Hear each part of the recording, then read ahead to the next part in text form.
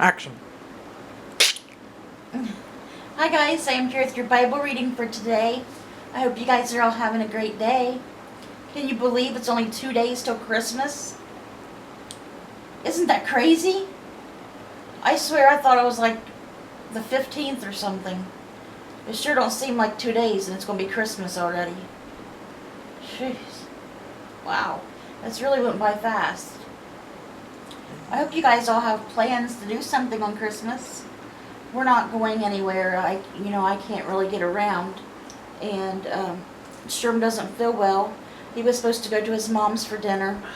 And he called her last night to tell her that he couldn't come. And they were very mad. But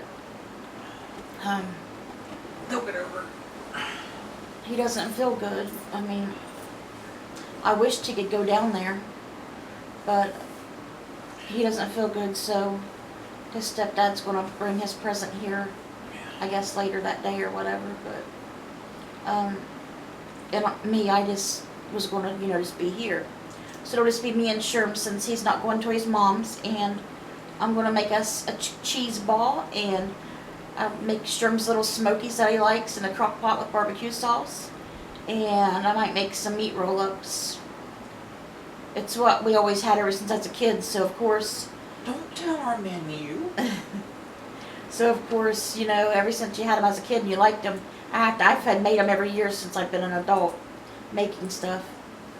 And I didn't get Cindy couldn't find the right thin meat that I used, so she got lunch meat, so I'm not going to eat it. I'm just going to let Sherm eat it, because I usually don't like the over-the-counter lunch meat stuff, because it's usually got...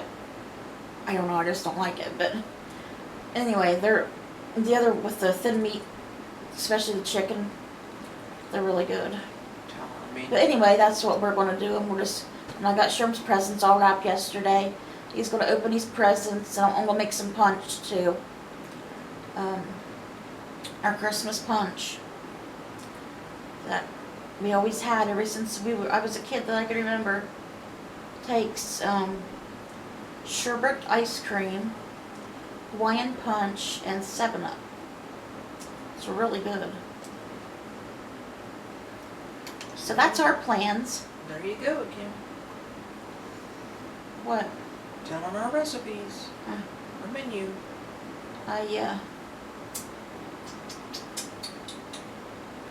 Just took my Sherm and Dottie's Christmas picture for this year just a little bit ago.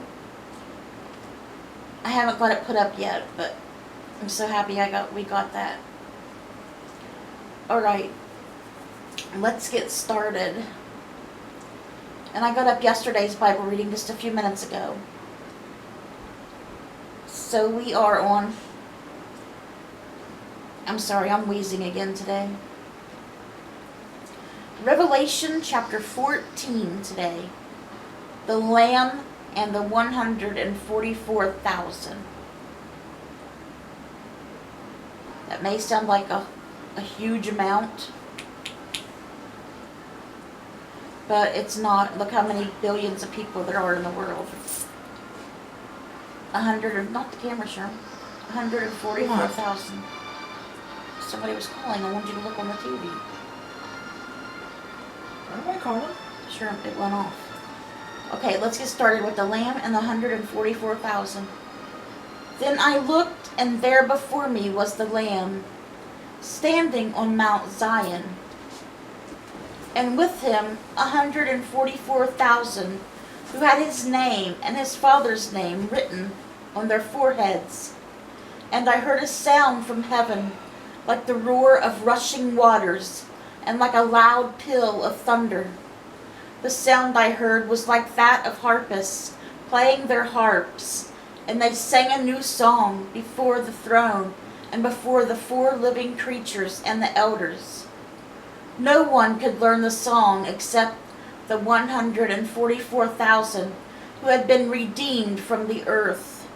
These are those who did not defile themselves with women, for they remain virgins. And they follow the Lamb wherever he goes. They were purchased from among mankind and offered as first fruits to God and the Lamb.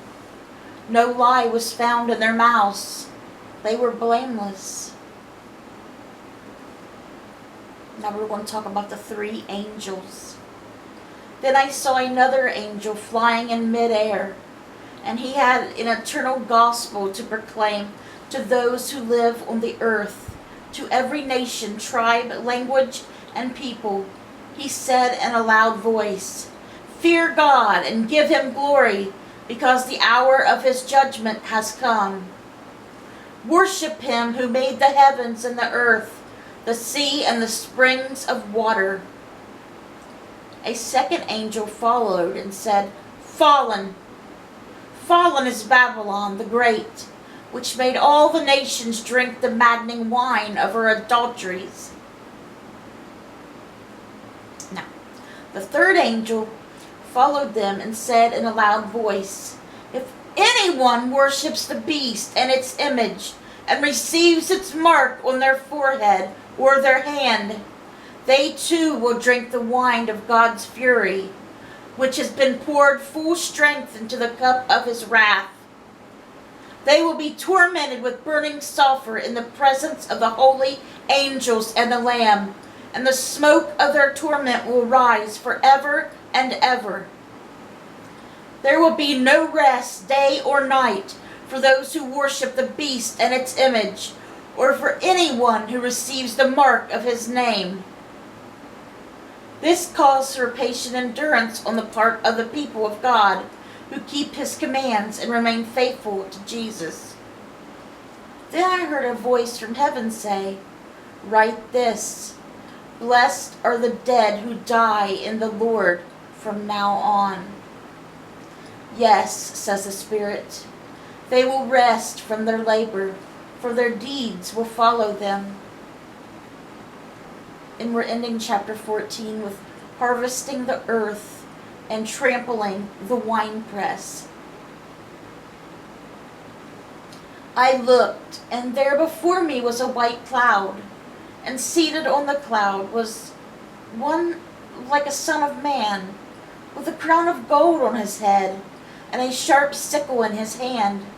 Then another angel came out of the temple and called in a loud voice to him who was sitting on the cloud, "Take your sickle and reap, because the time to reap has come, for the harvest of the earth is ripe." So he who was seated on the cloud swung his sickle over the earth, and the earth was harvested. Another angel came out of the temple in heaven, and he too had a sharp sickle. Still another angel, who had charge of the fire, came from the altar and called in a loud voice to him who had the sharp sickle, "Take your sharp sickle and gather the clusters of grapes from the earth's vines, because its grapes are ripe." The angel swung his sickle over the earth, gathered its grapes, and threw them into the great winepress of God's wrath. They were trampled in the winepress outside the city, and blood flowed out of the press, rising as high as the horses' bridles for a distance of 1,600 stadia. And that is Revelation chapter 14. Excuse me for just one moment, please.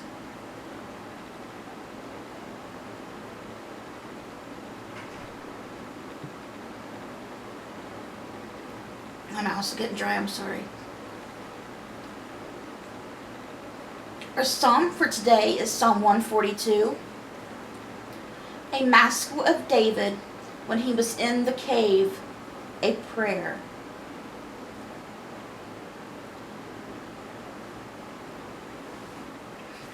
I cry aloud to the Lord.